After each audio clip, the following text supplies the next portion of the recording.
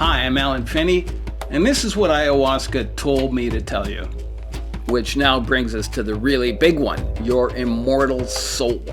Can you get possessed by some malevolent spirit that might be hanging around in an ayahuasca ceremony?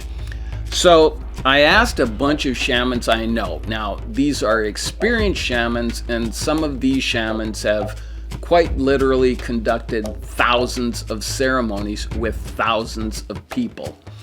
So Noe Lopez, he's a 7th generation lineage shaman in Peru. I asked him if people could get possessed in ayahuasca ceremonies, and I think he's kind of messing with me, but he said, not in my ceremonies. And everybody else I asked pretty much said the same thing. It sure doesn't sound like a big concern with the shamans that I know. But I actually did get into a good conversation with Boris Galvez, who is an amazing Chilean shaman, and I had such incredible ceremonies with him. And he said that you can feel a lot of things in a ceremony, and sometimes you connect to other people in a ceremony. Ayahuasca was originally called telepathine by researchers in the 1900s because, it'd make you telepathic. in their viewpoint. And you can definitely feel a connection to other people in a ceremony. And pretty much everybody experiences this at some point. So if somebody else in the ceremony is dealing with a particularly strong problem or has deep work that they're doing, you can sometimes feel the emotions from that. And for someone new to the medicine, you may not even realize that you're connecting to somebody else. So Boris says you can feel like there's some dark energy outside of yourself. And especially if you have a lot of fear or you're from a religious background that believes in this sort of thing, you can mistake this for some dark entity in a ceremony. But it's not some evil spirit trying to possess you. It's just somebody working through whatever they're working through, and you're just happening to pick up on it. And, the other thing he said to me, which was a great insight for me, and I've actually experienced this, you're not only healing yourself, but you can be healing your family lineage. I had to address some big issues with my own father that probably related to his father and maybe his father before him, I don't know. But if you don't know what's in your family lineage, or you have a hidden trauma from your family of origin, once again, you might think you're dealing with some outside entity because you have no idea where those feelings are coming from. But the really nice thing, about all this is that once you deal with those things, they're, are gone.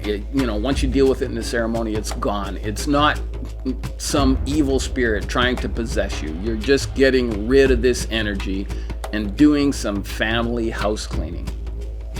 So, in my assessment, are you going to get possessed by an evil entity in an ayahuasca ceremony? I don't think so. I've certainly never felt at risk. But being a former journalist, I always like to put things in perspective. And I always like to look at the odds. So what are the odds of any of this happening? Let's take the people people going to Iquitos. If 250,000 people a year are going to Iquitos alone for ayahuasca, never mind the rest of the world, and if just 1% of those people died of heart attacks or got mugged or got possessed or used for evil purposes, that would be 2,500 people a year. And if it was like 0.01%, that would be 250 people a year. And if that was happening, the mainstream media would be all over this, like ugly on an ape, especially about ayahuasca. Having said that, if you do have any credible sources of information on any of the topics I've covered here, and you think I've misrepresented something, by all means, let me know. I'd love to hear from you.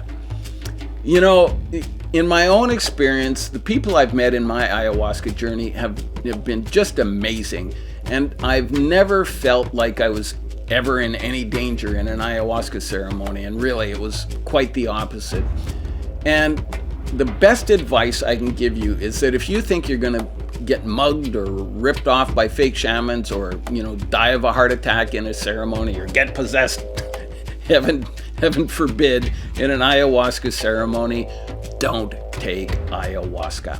Ayahuasca isn't for everybody. There's lots of different therapies out there, and if this is your mindset, maybe ayahuasca isn't the right therapy for you.